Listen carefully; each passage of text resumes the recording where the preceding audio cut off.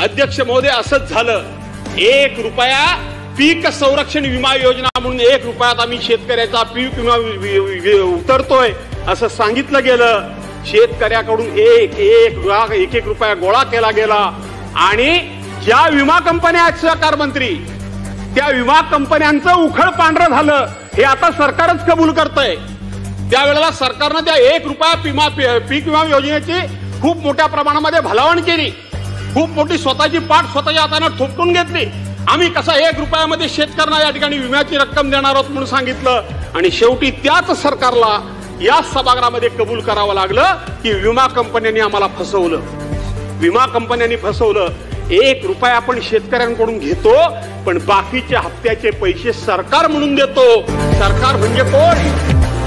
सरकार म्हणजे तुम्ही आम्ही. सरकार म्हणजे सर्वसामान्य माणूस. सरकार म्हणजे सर्वसामान्य जनता. दिसायला जनतेच्या खिशातून 1 रुपया गेला असं वाटत असेल, परंतु हप्त्याची बाकीची रक्कम सुद्धा शेतकऱ्यांच्या खिशातूनच गेली. शेतकऱ्यांच्या खिशातून गेली. आज शेतकऱ्याला आपण सांगतो की 6,000 रुपये आपण तुम्हाला त्या ठिकाणी शेतकरी सन्मान योजना म्हणून आपण तुम्हाला निधी देतो. त्याच्याकडून आपण किती रुपये वसूल करतो? एखादी फवारणी करायची असेल, बी बियाणं घ्यायचं असेल, त्याला त्या ठिकाणी कुठलीही खतं घ्यायची असतील तर कमीत कमी 18% जीएसटी घ्यावी लागते.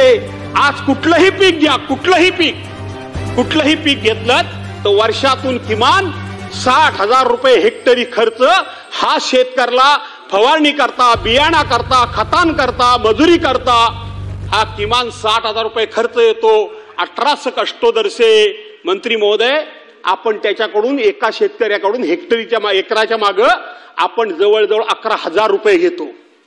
11,000 रुपये आपण त्याच्याकडून घेतो. आपण काही त्याला फुकट देत नाही. आपण फक्त या ठिकाणी आव आणतो. आपण मोठमोठी प्रसिद्धी करतो. आपण मोठमोठे फलक लावतो. आता आपण तिथे बाहेर बोर्ड लावलाय सगळीकडे, अख्ख्या विधान भवनात बोर्ड आहेत. काय बोर्ड आहे अध्यक्ष महोदय? त्या ठिकाणी बोर्ड काय लावलेला आहे? चला घडवू विकसित महाराष्ट्र, विकसित महाराष्ट्र 2047 महाराष्ट्र व्हिजन डॉक्युमेंट. मला कळत नाही तुम्हाला की सगळ्या ठिकाणी ही जाहिरातबाजी करायची तुम्हाला काय एवढी गरज काय? एवढं चांगलं काम तुम्ही करता. कुठलंही वर्तमानपत्र हातामध्ये घेतलं ते 3-4 फोटो तेच. अरे नवीन तरी फोटो सेशन करा, जरा नवीन पद्धतीचे फोटो काहीतरी येऊ द्या. तेच फोटो, 3-4 फोटो, ती हातामध्ये कसली तरी घेतलेली ती पुस्तकं, खाली काहीतरी जाहिरात. प्रत्येक वर्तमानपत्राला लाखो करोड रुपयाच्या जाहिराती तुमच्या. त्याच्यानंतर तुम्ही त्या ठिकाणी योजना दूत निवडणुकीमध्ये नेमलेत. ह्या योजना तुम्हाला आपलं जे पब्लिसिटी डिपार्टमेंट आहे, त्या पब्लिसिटी डिपार्टमेंटचं हे काम आहे की सरकारी योजनांची पब्लिसिटी करणं, सरकारी योजनांची जाहिरातबाजी करणं, सरकारी योजना या सरकारच्या माध्यमातून सर्वसामान्य माणसाच्या घराघरापर्यंत पोहोचवणं त्या डिपार्टमेंटचं काम आहे. ते डिपार्टमेंट असताना तुमच्या ह्या रोज जाहिरातबाजी असा एक दिवस नाही, असा टीव्हीचा एक चॅनल नाही की टीव्ही ऑन केला आणि तुमचे ते जाहिरातीचे फोटो दिसले नाहीत, असा एक दिवस नाही. ही जाहिरातबाजी पूर्वी सुद्धा काही कालावधी करता व्हायची. लग्न करतात शेतकऱ्यांना ही स्वप्न कधी बघूच नाही का अध्यक्ष महोदय? सुखी संसाराची स्वप्न कधी शेतकऱ्यांना बघूच नाही. काय म्हणाले मंत्री म्हणाले आजकाल भिकारी सुद्धा 1 रुपया घेत नाही. आम्ही शेतकऱ्याला 1 रुपयामध्ये पीक विमा योजना दिली. त्या पीक विमा योजनेचे कसे धिंडवडे निघाले सहकार मंत्री महोदय ते मी तुम्हाला आता सांगितले.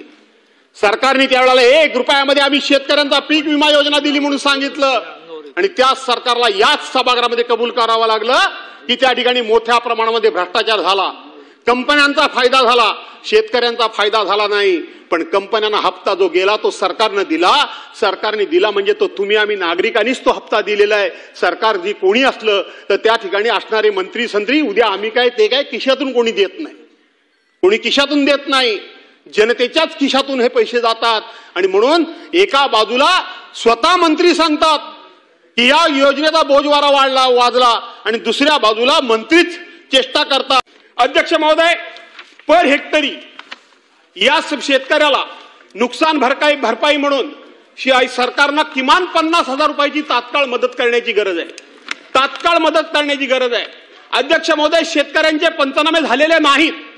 सकाळी ज्या ठिकाणी सभागृहामध्ये इथं प्रश्न उपस्थित करत असताना कोणीतरी सांगितलं की जिओ टॅगिंगच्या माध्यमातून वगैरे, अरे जर रेंजच नसेल, तिथं जर नेटवर्कच नसेल, तर तुम्ही अशा पद्धतीनं ऑनलाईन पद्धतीनं हे पंचनामे तुम्ही करायला सांगितलेत। सरकारच्या वतीनं अध्यक्ष महोदय हे सांगितलं गेलं की आमचे तलाठी ट्रेंड आहेत, आमचे सर्कल इन्स्पेक्टर ट्रेंड आहेत, आमचे तहसीलदार ट्रेंड आहेत। आम्ही मान्य करतो, तुमचे सरकारी कर्मचारी सरकारी अधिकारी जरूर ट्रेन असतील, पण सर्वसामान्य शेतकरी अजून पुरेपूर ट्रेन व्हायला आपल्याकडे अजून खूप वेळ आहे। अजून त्याला ट्रेनिंग देण्याची आवश्यकता आहे, अजून त्याला त्याच्या संदर्भामध्ये जाणीव करून देणं ही सुद्धा आपल्या सर्वांची गरज आहे, त्याचं प्रबोधन होणं गरजेचं आहे। आणि म्हणून हे पंचनामे केवळ आपण ऑनलाईन पद्धतीनं करण्याच्या ऐवजी ऑफलाईन देखील पद्धतीनं केले पाहिजेत, अशा प्रकारची माझी तुमच्या सर्वांच्याकडे मागणी आहे, सरकारच्याकडे मागणी आहे। त्याचबरोबर त्यांना हेक्टरी 50,000 रुपये अध्यक्ष महोदय नुकसान भरपाई देणं, सरसकट नुकसान भरपाई देणं हा सुद्धा सरकारनं निर्णय घेतला पाहिजे। त्यांची कर्जमाफी करणं हा सुद्धा सरकारनं निर्णय घेतला पाहिजे। सरकारनं म्हटलंय की आम्ही आता प्रत्येकाला सौर ऊर्जा पंपाच्या माध्यमातून या ठिकाणी वीज देणार आहोत। सौर ऊर्जा पंपा करता लाखो लोकांनी त्या ठिकाणी पैसे भरलेले आहेत, लाखो लोकांनी। सर्वांना मिळतंय सौर ऊर्जा पंपाचं कनेक्शन?